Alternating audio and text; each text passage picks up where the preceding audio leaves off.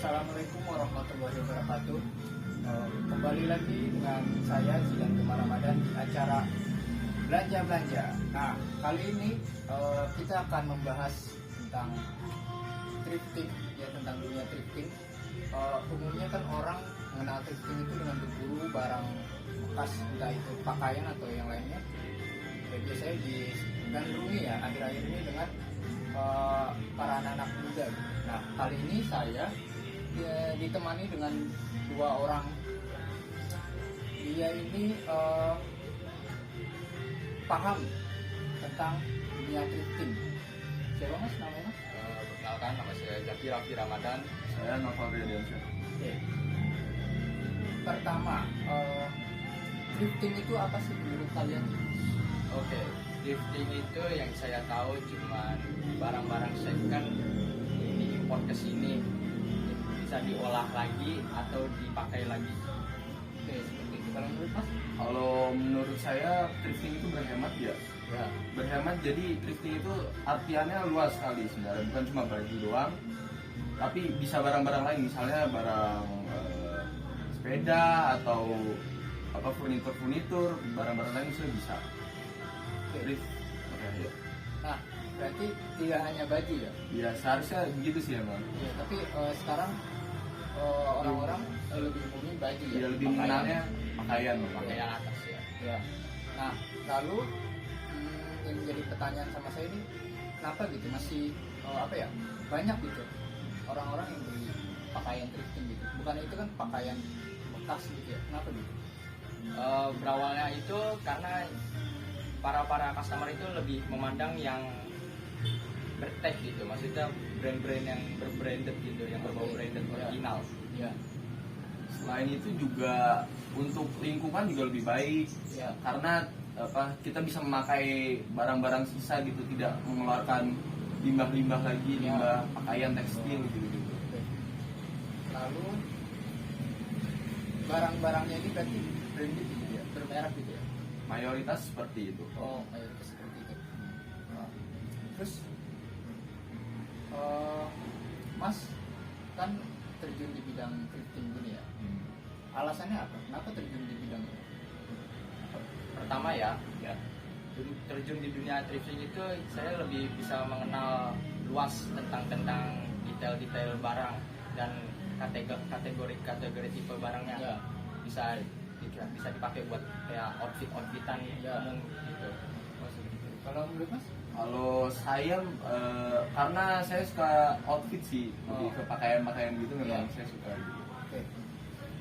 Ini kan usaha barengan gitu ya, joinan istilahnya ya. Itu ceritanya gimana gitu? Bisa joinan bareng, terus mulainya kapan itu? Bisa diceritakan? Oke, awalnya itu saya pemikirannya sama gitu, sama-sama pengen terjun di bidang thrifting. Nah, alhasil kita mulai belajar cara-caranya gitu, dasar-dasarnya memperkenalkan atau cari tahu kayak gimana sih biar bisnis thrift ini bisa lancar, terus bisa kenali barang-barangnya. Terus kita itu mulainya sekitar bulan Januari tanggal 20 tahun sekarang ini 2022. Oh, dari 2022.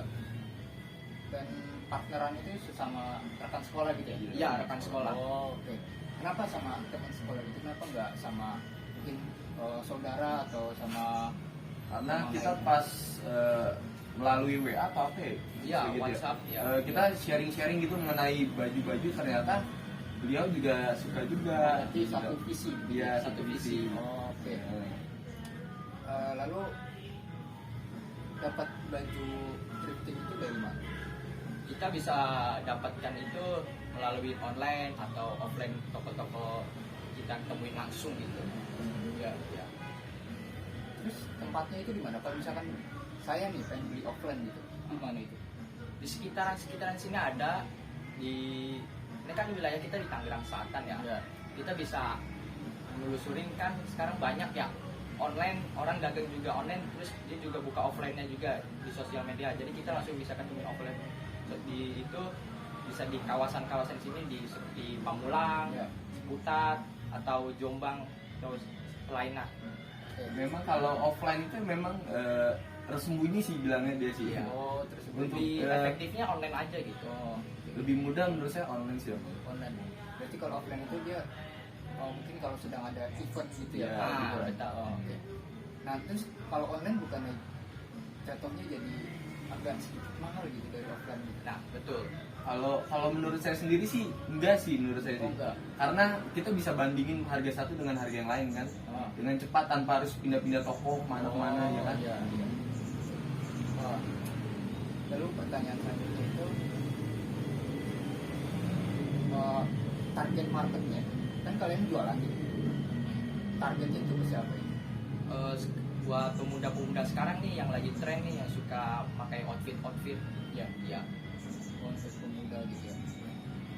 Terus tentuin outfit itu gimana? Misalkan badan saya kan kurus nih. Cara menentukan outfit yang pas menurut saya itu gimana? Tipe-tipenya buat yang badan kurus gitu lebih pakai pakaian yang oversize seperti kayak hoodie, V-neck atau windbreaker ya, jaket-jaket begitu. Berarti yang Lebih yang besar besar ya. Oke. Terus trip ini tuh ada ini nggak sih kayak seperti komunitas gitu ada nggak? Ada. Kita sih ada. Ada.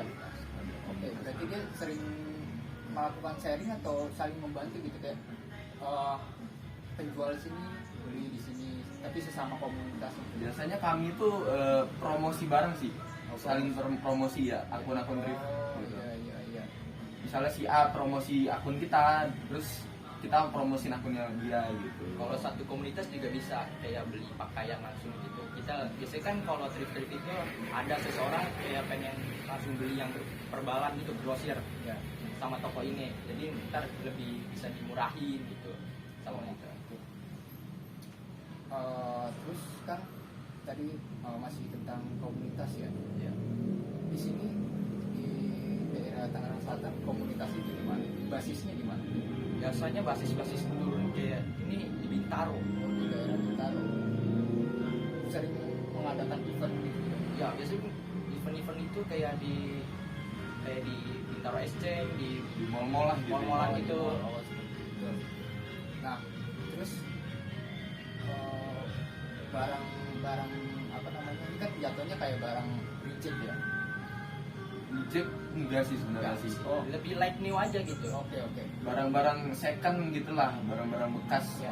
punya seseorang gitu. Nah, terus cara nentuin harganya itu gimana? Nentuin harga itu kita bisa lihat dari pemasarannya dari orang-orang lain yang dijual. Oke, berarti membandingkan harga gitu. Iya. Bukan harga doang. Iya. Nah, terus strategi pemasarannya itu gimana? Kan kalau yang lain kan ada yang buka offline terus dengan campaign lainnya gitu ya, menawarkan promosi. Kalau kalian berdua gimana strategi? Kalau kita sendiri dari mulut ke mulut sih mas biasanya sih. Dari berawal dari teman ke teman aja menawar-nawarkan gitu. Akhirnya bisa luas interaksinya ke orang lain gitu yang nggak dikenal gitu. Lewat online atau offline biasanya. Gitu. Nah, untuk online itu biasanya jual di toko apa? Saya punya akun sosial media sendiri sih. Jadi lebih umumnya efektifnya kita bisa promosinya lebih ke sosial media seperti kayak Facebook atau masuk ke sosial media shop gitu ke Shopee, Tokopedia kita taruh di situ. Oke. Instagram juga kita ada juga. Nah, terus paling banyak gitu pembeli itu dari mana? Dari sosial media kah atau dari e-commerce? Kalau selama yang kita jalani ini masih mulut ke mulut sih mas. Ya. Oh, Iya. teman ke teman berarti. Ya, iya, masih dari teman ke teman.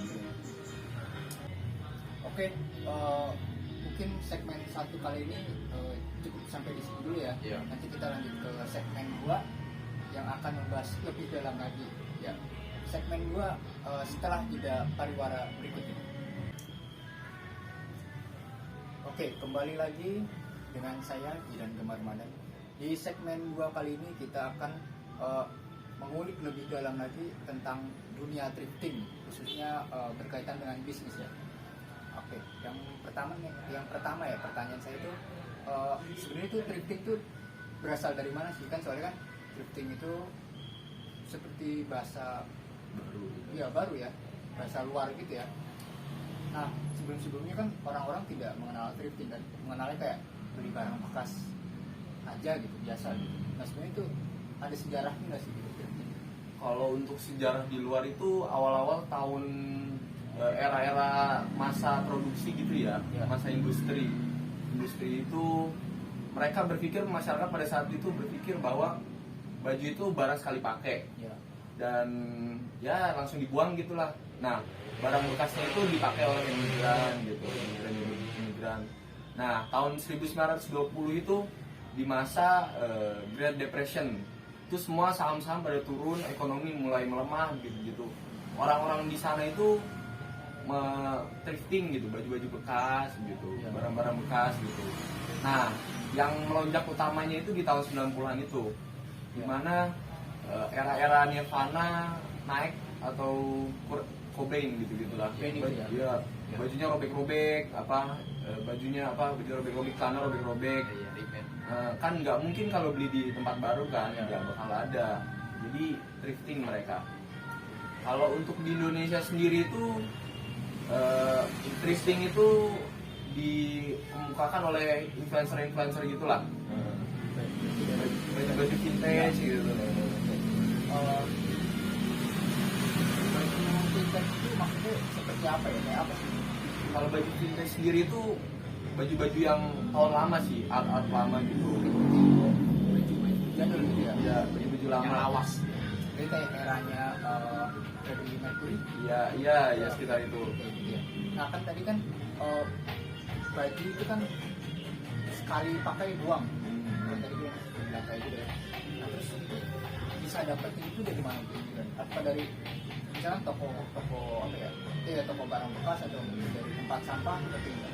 Biasanya dari tempat sampah sih gitu, biasanya dibuang aja gitu. Oh dibuang aja ya? Berarti kayak seperti jeans gitu ya? Jadi satu baju dibuang aja udah gitu.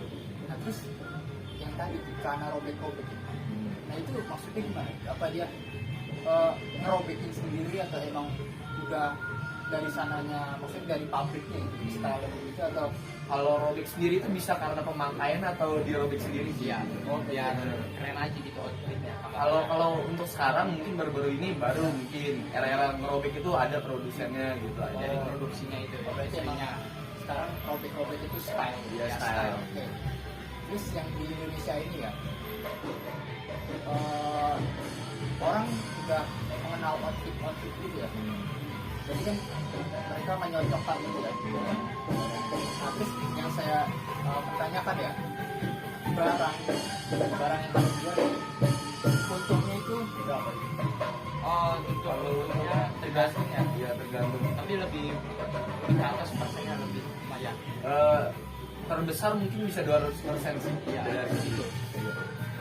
Nah terus kan dari harga awal itu pas beli kayak ada contohnya gitu, maksud produknya kayak apa gitu. Misalkan produk A nih saya beli di lokasi thrifting misalkan 50.000, terus dijual di tempat saya 200.000. Jadi kita salah satunya yang mungkin itu tadi ya, case tadi itu yang 200% itu topi gitu misalnya kita beli. Dari harga awal berapa, kita untung 200% dari harga membelinya gitu. Oh seperti itu. Berarti belinya grosiran tuh Satu aja sih. Aja satu kiran biasanya. sortiran. Nah itu bukan bisa merusak harga gitu kan? Apa ya, belinya tadi murah terus dijualnya untung bisa 200%. Kita bukan ngerusak harga sih, cuma kita belinya itu murah banget ya Bang. Iya, Emang udah udah bener-bener pasar. benar-benar murah. Ya, Pasar pasar gitu. gitu buat pasarannya. Nah kita jualnya itu emang harga pasarnya segitu. Ya, biasanya mah ada pasar segitu. Nah terus pernah nggak kayak lihat gitu barang yang sama gitu yang kita jual itu harganya beda jauh dari kita, misalnya mungkin lebih murah dari kita atau lebih mahal gitu, pernah nggak? Pernah sih, ada aja sih emang. Iya. Ada perang harga sih itu. Oh, pernah. Oh, nah terus yang kalian lakukan apa? Misalkan menurunkan harga lagi atau tetap di situ? Tetap aja sih gitu. Karena sesuai dengan kondisi sih. Kondisi barang. Kita menjual harga itu juga perhitungan kondisi barang gitu. Apakah barangnya layak dengan harga segitu atau tidak gitu biasanya. Mau seperti itu. Nah, terus sekarang dari ke ini ya, harga barang yang paling jual ya, harga termahal.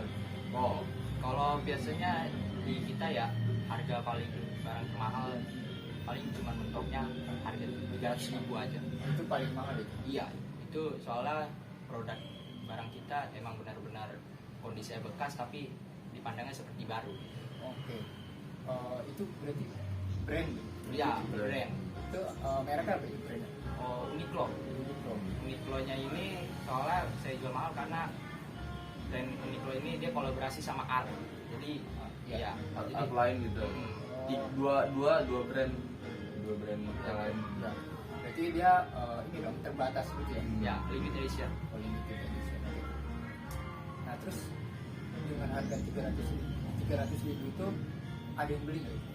Kan itu kalau dilihat ya, kalau secara logika itu kan terlalu mahal gitu. Ini kan saya beli pakaian yang baru gitu, tapi beda brand gitu. Ini kan kalau secara kaum Iya, mending ya. awam ya. Ya, itu gimana itu? Ada nggak ya? Sebenarnya ada aja sih. Kalau yang emang benar-benar niat loh ya, ada aja. Nah, terus itu mereka beli itu untuk dipakai sendiri atau mungkin ke koleksi atau gimana? Kemungkinan besar buat koleksi. Ya koleksi. Oh, buat koleksi. Oke. Nah, terus kenapa gitu orang mengoleksi pakaian seperti itu? Kenapa itu? Karena bisa ditampung aja dari dia, bisa aja kan ntar ke depannya lebih melonjaknya jadi barang-barang lawas gitu. Oke, berarti kayak bisa buat investasi. Iya. Investasi. Oke. Karena emang kadang-kadang itu baju itu misalnya dipakai sama influencer tertentu, misalnya kayak siapa ya, Harry Style gitu, misalnya pakai baju itu, tiba-tiba bisa harganya bisa naik gitu. Iya, melonjak. Oh, berarti maksudnya stylenya itu, style bajunya atau mungkin baju bekas Harry Style dijual? Bukan bajunya itu kadang-kadang gitu, baju tersebut itu gitu. Oke. Berarti bisa mendapatkan dari brand gitu. Misalnya jenis tertentu, Iya. misal dipakai sama Harry Style gitu, bisa naik gitu harganya. Oh, jadi ya orang-orang mengikuti gitu kan, Iya. pamer gitu. Pamer. Nah, terus sekarang yang termurah, harga barang yang paling dulu itu termurah apa ya? Yang paling termurah itu ada yang kita jual itu harganya 50.000. Jenisnya itu jaket sama t-shirt kaos. Jaket, oke, sama kaos ya. Nah, terus kenapa gitu dijual murah? Ya balik lagi dengan kondisinya itu. Ya, karena kondisinya. Nah, kan karena kondisinya apakah udah bolong-bolong atau gimana?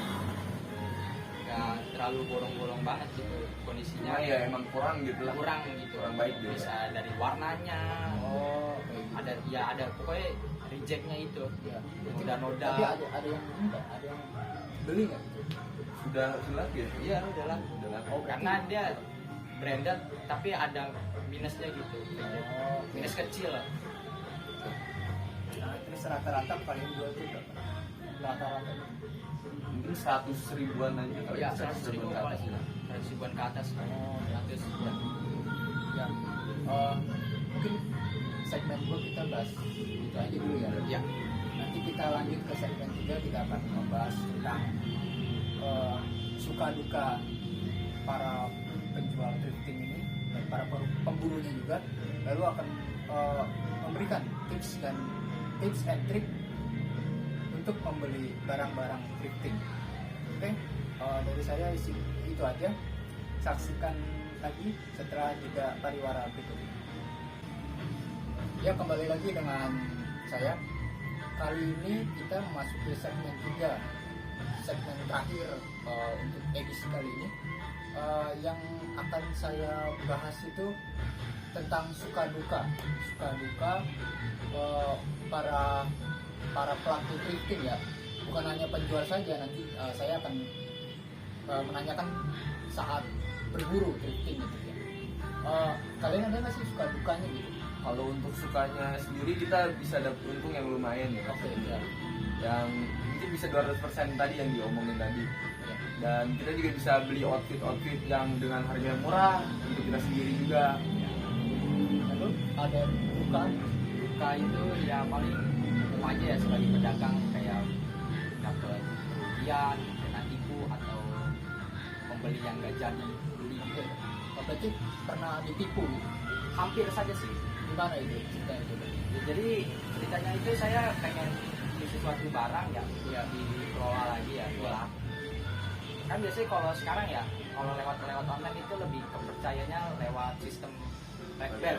Ya, oke. Nah, Rekbernya itu lewat aplikasi ya, kayak saya sebut ya, kayak Shopee, Tokopedia gitu ya, Oke, lebih ya. Berarti e-commerce loh. ya lebih praktis aja gitu. Lalu?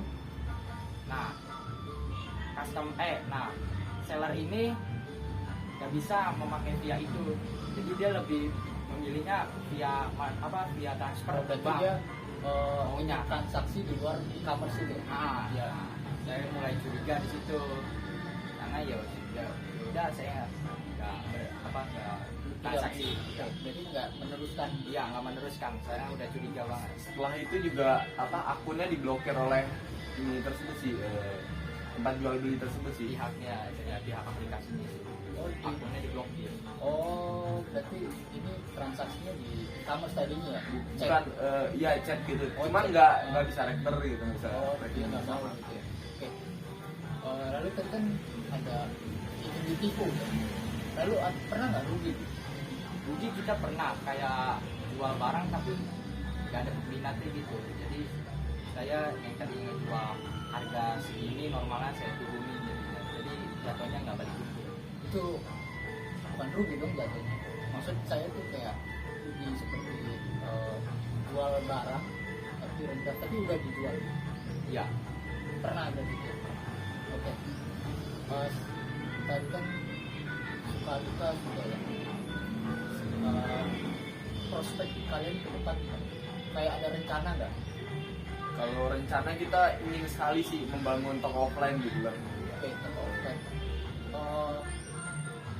Itu gimana itu strateginya gitu? Mungkin strateginya itu kita dari grup ke grup kali ya, di broadcast gitu mengenai toko trip kami gitu. Kalian nggak pengen kayak ikut gitu, suatu event gitu, buka lapak gitu, suatu event.